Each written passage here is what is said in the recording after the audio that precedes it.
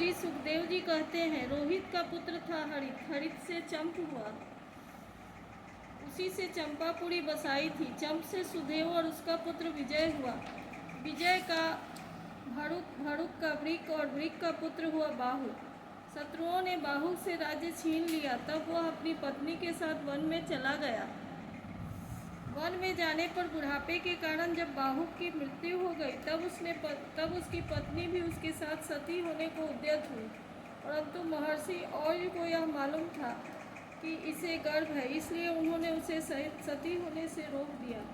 जब उसकी सौतों ने यह बात मालूम हुई तो उन्होंने उसे भोजन के साथ विष दे दिया, परंतु गर्भ पर उस विष का कोई प्रभाव न पड़ा, बल्कि उस विष को दिए हुए ही एक बालक का जन्म हुआ, जो गर्भ के साथ पैदा होने के कारण सगर कहलाया। सगर बड़े यशस्वी राजा हुए। सगर चक्रवर्ती सम्राट थे। उन्हीं के पुत्रों ने पृथ्वी खोदकर समुद्र बना दिया था। सगर ने अपने गुरुदेव और्व की आज्ञा मानकर तालजंग, यवन, शक, हैय और बर्बर जाति के लोगों का वध नहीं किया, बल्कि उन्हें विरूप बना दिया। उनमें से कुछ के सिर मुड़वा दिए, कुछ के मूछ दाढ़ी मुड़वा दी, कुछ को खुले बालों वाला बना दिया तो कुछ को आधा मुड़वा दिया। कुछ लोगों को सगर ने केवल वस्त्र ओढ़ने की ही आज्ञा दी, पहनने की नहीं, और कुछ को केवल लंगोटी पहनने को ही कहा, ओढ़ने को नहीं। इस प्रकार राजा सगर ने और ऋषि के उपदेशानुसार अश्वमेध यज्ञ के द्वारा संपूर्ण वेद एवं देवतामय आत्मस्वरूप सर्वशक्तिमान भगवान की आराधना की। उसके यज्ञ में जो घोड़ा छोड़ा गया था उसे इंद्र ने चुरा लिया। उस समय महारानी सुमति के गर्भ से उत्पन्न सगर के पुत्रों ने अपने पिता के आज्ञानुसार घोड़े के लिए सारी पृथ्वी छान डाली। जब उन्हें कहीं घोड़ा न मिला तब उन्होंने बड़े घमंड से सब ओर से पृथ्वी को खोद डाला। खोदते खोदते उन्हें पूर्व और उत्तर के कोने पर कपिल मुनि के पास अपना घोड़ा दिखाई दिया। घोड़े को देखकर वे 60,000 राजकुमार शस्त्र उठाकर यह कहते हुए कि उनकी ओर दौड़ पड़े कि यही हमारे घोड़े को चुराने वाला चोर है। देखो तो सही, इसने इस समय कैसे आंखें मूंद रखी है। यह पापी है, इसको मार डालो, मार डालो। उसी समय कपिल मुनि ने अपनी पलकें खोली। इंद्र ने राजकुमारों की बुद्धि हर ली थी, इसी से उन्हें कपिल मुनि जैसे महापुरुष का तिरस्कार किया। इस तिरस्कार के फलस्वरूप उनके शरीर में ही आग जल उठी, जिससे क्षण भर में ही वे सब के सब जलकर खाक हो गए। परीक्षित, सगर के लड़के कपिल मुनि के क्रोध से जल गए, ऐसा कहना उचित नहीं है। वे तो शुद्ध सत्वगुण के परम आश्रय हैं। उनका शरीर तो जगत को पवित्र करता रहता है, उनमें भला क्रोध रूप तमोगुण की संभावना कैसे की जा सकती है। भला कहीं पृथ्वी की धूल का भी आकाश से संबंध होता है। यह संसार सागर एक मृत्युमय पथ है, इसके पार जाना अत्यंत कठिन है। परंतु कपिल मुनि ने इस जगत में सांख्य शास्त्र की एक ऐसी दृढ़ नाव बना दी है, जिससे मुक्ति की इच्छा रखने वाला कोई भी व्यक्ति उस समुद्र के पार जा सकता है। वे केवल परम ज्ञानी ही नहीं, स्वयं परमात्मा है। उनमें भला यह शत्रु है और यह मित्र, इस प्रकार की भेद बुद्धि कैसे हो सकती है। सगर की दूसरी पत्नी का नाम था केसिनी। उसके गर्भ से उन्हें असमंजस नाम का पुत्र पैदा हुआ। असमंजस के पुत्र का नाम था अंशुमान।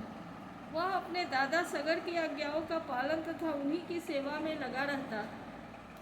असमंजस पहले जन्म में जोगी थे। संग के कारण वे जोग से विचलित हो गए थे, परंतु अब भी उन्हें अपने पूर्व जन्म का स्मरण बना हुआ था, इसलिए वे ऐसे काम किया करते थे जिससे भाई बंधु उन्हें प्रिय न समझे। वे कभी कभी तो अत्यंत निंदित कर्म कर बैठते और अपने को पागल सा दिखलाते, यहाँ तक कि खेलते हुए बच्चों को सरयू में डाल देते। इस प्रकार उन्होंने लोगों को उद्विग्न कर दिया था। अंत में उनकी ऐसी करतूत देखकर पिता ने पुत्र स्नेह को तिलांजलि दे दी और उन्हें त्याग दे दिया। तदनंतर असमंजस ने अपने जोग बल से उन सब बालकों को जीवित कर दिया और अपने पिता को दिखाकर वे वन में चले गए। अयोध्या के नागरिकों ने जब देखा कि हमारे बालक तो फिर लौट आए, तब उन्हें असीम आश्चर्य हुआ और राजा सगर को भी बड़ा पश्चाताप हुआ। इसके बाद राजा सगर की आज्ञा से अंशुमान घोड़ों को ढूंढने के लिए निकले। उन्होंने अपने चाचाओं के द्वारा खोदे हुए समुद्र के किनारे किनारे चलकर उनके शरीर के भस्म के पास ही घोड़े को देखा। वहीं भगवान के अवतार कपिल मुनि बैठे हुए थे। उनको देखकर उदार हृदय अंशुमान उनके चरणों में प्रणाम किया और हाथ जोड़कर एकाग्र मन से उनकी स्तुति की। अंशुमान ने कहा, भगवान आप अजन्मा ब्रह्मा जी से भी परे हैं, इसलिए मैं आपको प्रत्यक्ष नहीं देख पाते। देखने की तो बात है अलग सही, वे समाधि करते करते एवं युक्ति लड़ाते लड़ाते हार गए, किंतु आज तक आपको समझ भी नहीं पाए। हम लोग तो उनके मन, शरीर और बुद्धि से होने वाली सृष्टि के द्वारा बने हुए अज्ञानी जीव हैं, तब भला हम आपको कैसे समझ सकते हैं। संसार के शरीरधारी सत्वगुण, रजोगुण या तमोगुण प्रधान है। वे जागृत और स्वप्न अवस्थाओं में केवल गुणमय पदार्थों, विषयों की और सुषुप्ति अवस्था में केवल अज्ञान ही अज्ञान देखते हैं। इसका कारण यह है कि वे आपकी माया से मोहित हो रहे हैं। वे बहिर्मुख होने के कारण बाहर की वस्तुओं को तो देखते हैं, पर अपने ही हृदय में स्थित आपको नहीं देख पाते। आप एक रस ज्ञान धन है। सनंदन आदि मुनि जो आत्मस्वरूप के अनुभव से माया के गुणों के द्वारा होने वाले भेदभाव को और उसके कारण अज्ञान को नष्ट कर चुके हैं, आपका निरंतर चिंतन करते रहते हैं। माया के गुणों में ही भूला हुआ मैं मूढ़ किस प्रकार अपना चिंतन करूं। माया उसके गुण और गुणों के कारण होने वाले कर्म एवं कर्मों के संस्कार से बना हुआ लिंग शरीर आप में है ही नहीं। न तो आपका नाम है और न तो रूप। आप में न कार्य है न तो कारण। आप सनातन आत्मा है। ज्ञान का उपदेश करने के लिए ही आपने यह शरीर धारण कर रखा है। हम आपको नमस्कार करते हैं। प्रभु, यह संसार आपकी माया की करामात है। इसको सत्य समझकर काम, लोभ, ईर्ष्या और मोह से लोगों का चित्त शरीर तथा घर आदि में भटकने लगता है। लोग इसी के चक्कर में फंस जाते हैं। समस्त प्राणियों की आत्मा प्रभु, आज आपके दर्शन से मेरे मोह की वह दृढ़ फांसी कट गई जो कामना, कर्म और इंद्रियों को जीवन दान देती है। श्री सुखदेव जी कहते हैं, परीक्षित, जब अंशुमान ने भगवान कपिल मुनि के प्रभाव को इस प्रकार गान किया, तब उन्होंने मन ही मन अंशुमान पर बड़ा अनुग्रह किया और कहा।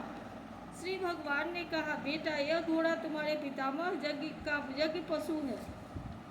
इसे तुम ले जाओ। तुम्हारे जले हुए चाचाओं का उद्धार केवल गंगा जल से होगा और कोई उपाय नहीं है। अंशुमान ने बड़ी नम्रता से उन्हें प्रसन्न करने के लिए उनकी परिक्रमा की और वे घोड़े को ले गए।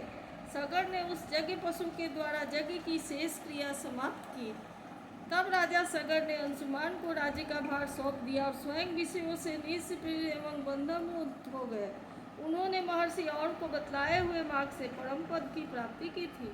इति में श्रीमद्भागवत महापुराणे पारमहंस्या संहितायां नवम स्कंधे सगरोपाख्याने अष्टमोऽध्यायः।